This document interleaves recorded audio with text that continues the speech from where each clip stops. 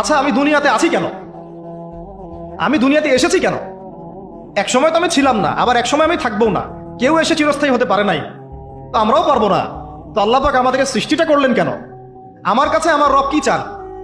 আমি যদি না থাকতাম তাহলে আমার পরিবার চলতো কিনা, আমার সমাজটা চলতো কিনা, আমার শিক্ষা ব্যবস্থাটা চলতো কিনা, আমার দেশটা চলতো কিনা, এই বিশ্বের ঘূর্ণন চলতো কিনা, আর্নিক গতি চলতো কিনা, থেমে যেত? উত্তর না। আমি না থাকলে আর্নিক গতি থামতো না। আমি না থাকলে কি আমার পরিবার থেমে থাকতো না, আমার সমাজ থেমে থাকতো না, এই মসজিদ থেমে থাকতো না, এই রাজনীতি থেমে থাকতো না, অর্থনীতি থেমে থাকতো না, দেশও থেমে থাকতো না, উম্মাও থেমে থাকতো না। তাহলে আল্লাহ পাক আমাকে কেন সৃষ্টি করলেন?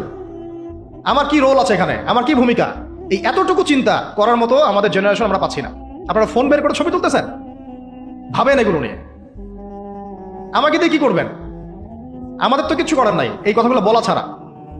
এই কথাগুলো বলা বা সচেতনতা তৈরি করা ছাড়া আমাদের হাতে কিছুই করার নাই। Not at all, absolutely nothing. কিচ্ছু করার নাই। এইসব ফ্যান্টাসি দিয়ে লাভ নাই। আপনাদের মধ্য থেকে জেনারেশন তৈরি করতে, আলেম তৈরি করতে হবে। আপনাদের মধ্য থেকে কারি, হাফেজ, দাইল আল্লাহ এবং উম্মার নেতৃত্ব প্রদানকারী জেনারেশন তৈরি করতে হবে। এইসব চেয়ারে বসে কয়জন? সারা বাংলাদেশে হয়তো 50 জন, 100 জন। এই 100টা মানুষ ইউনাইটেড না, তারাও বিক্ষিপ্ত। 16 কোটি মুসলিমের দেশ বলছেন, 16,000 দলে বিভক্ত। এর মধ্যে সবচেয়ে বিশুদ্ধ যেটাকে আমরা মনে করি, সেখানেও দেখবেন যে আরো 10টা 20টা দল হয়ে বসে আছে। এর বাইরে গিয়ে আবার যারা বললো না তারা বিশুদ্ধ নয়, আমরাই সবচেয়ে বিশুদ্ধ, ওদের মধ্যেও 10টা দল হয়ে গেল। না তারা ইউনাইটেড, না তারা মানে আমরা, না আমরা ইউনাইটেড, আর না আমাদের কোনো আমিরুল মুমিনিন আছে যিনি সবাইকে একটা জায়গায় নিয়ে দিনের কিছু খেদমত নেবেন। আচ্ছা, মোহাম্মদ তো থাকবে, শুনলাম, মানলাম, আনুগত্য করলাম, এমন থাকবে? নাই।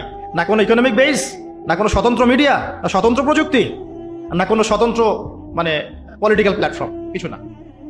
অনেকেই দৌড়াচ্ছেন পশ্চিমাদের তন্ত্রমন্ত্রের পিছনে। এইটাও নেক্সট স্রোতে ধোকা খাচ্ছেন। আমি আমার কথা স্পষ্ট করে বলে দিলাম, এটাও নেক্সট স্রোতে ধোকা খাচ্ছেন। এটা তাদের জন্য শোভা পায় যারা ধর্ম এবং রাজনীতি আলাদা করে চিন্তা করেন, যে ওইটা একটা জিনিস, এটা একটা জিনিস, সে তার মতো রাজনীতি করছে। এটা তাদের জন্য শোভা পায়।